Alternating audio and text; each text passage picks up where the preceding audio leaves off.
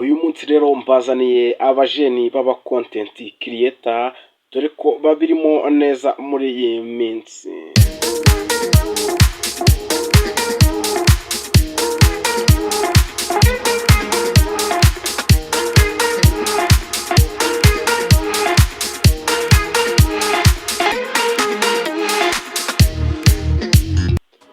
Ngayo nguko ni ibyamamare biri kugenda bizamuka gake gake bagenda babikesha kuba bakora utuntu dusekeje cyangwa se amagambo agiye asekeje, dore ko bafite cyangwa se bakoze urugendo bava Kigali tu Musanze n'amaguru.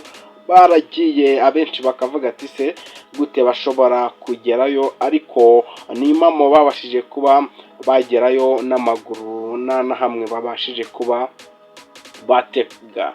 Rero n'aba content creator bane bose, hari uwo bita Mobi, hakaza uwo bita Yowe Bogar, hakaza Paul, hakaza Mucunyi, hakaza n'uwo bita Inkotanyi cyane ariwe bita Musinga. Rero babashije kuba batembera Musanze yose, dore ko ari aba content creator bari kuzamuka kandi bafite gahunda, ubona ko bari proud yo gukora ibintu baba barimo, ubona ko baba babirimo, nta kuvuga ko bajya ku ruhande. Rero Paul we ashishura ibintu by'abandi bakinye, akabasha kuba yakeditinga ukabona ko ari we uri kubikora. Uyu we Bogare we content ye nk'uko nawe agenda bivuga, agenda avuga ko ari uguhura n'ibyamamare byinshi bigiye bitandukanye bakabasha kuba bamukundisha abantu. Yowe Bogare rero dore ko nawe ari umwana ukiri muto uri kubasha kuba wakora utuntu twe neza, dore ko amajije guhura n'ibyamamare byinshi cyane bigiye bitandukanye, ubona ko ari umwana umeze neza, ugenda ushaka amakuru menshi cyangwa se ugenda ugerageza kuba yahura n'ibyamamare bigiye bitandukanye, bityo rero bakabasha kuba bamukumbisha abantu. Uyu rero Musinga cyangwa se Inkotanyi cyane Musinga, nawe rero ni umu content creator wazanye ibintu byinshi bigiye bitandukanye, twavugamo Yego Papa, akantu nk'ako agenda akanyuzamo avuga ati Yego Papa, ibintu nk'ibyo agera. Mucunyi we muramuzi cyane, abana benshi bagenda bamuririmba aho bagiye hose, mu nzira, mu muhanda.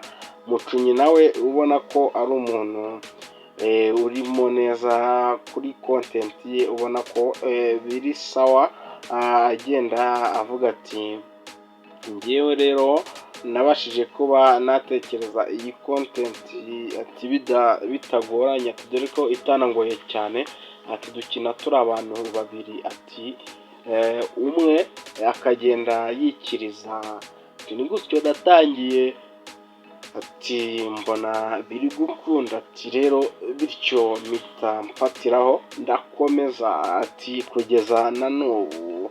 Musinga rero nawe avuga ati navuye ku ishuri mbona bitari kuvamo, ndavuga ati se ni ikihe kintu nshobora kuba nakora kandi kikagenda neza. Uyu Musinga nawe yabashije kuba yahita avuga ati nshake content ndebe ko kuri izi mbuga nkoranyambaga nakoreraho uduceri. Nk'uko rero banabivuze, bavuze ko urubyiruko muri rusange rukoresha imbuga nkoranyambaga cyane, bityo rero babashije kuba bamonetiza TikTok ndetse n'izindi mbuga zigiye zitandukanye zitamonetije hano mu Rwanda, byafasha urubyiruko cyane kuba rwakwiteza imbere, bityo rero rukabasha kuba rwazamura ubukungu bw'igihugu, dore ko urubyiruko arirwo rwinshi mu gihugu.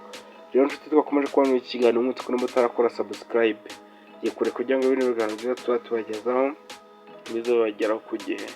Mwari kumwe na Benjamin, ndabashimiye, Imana ibarinde, ndabakunda cyane, cawu cawu.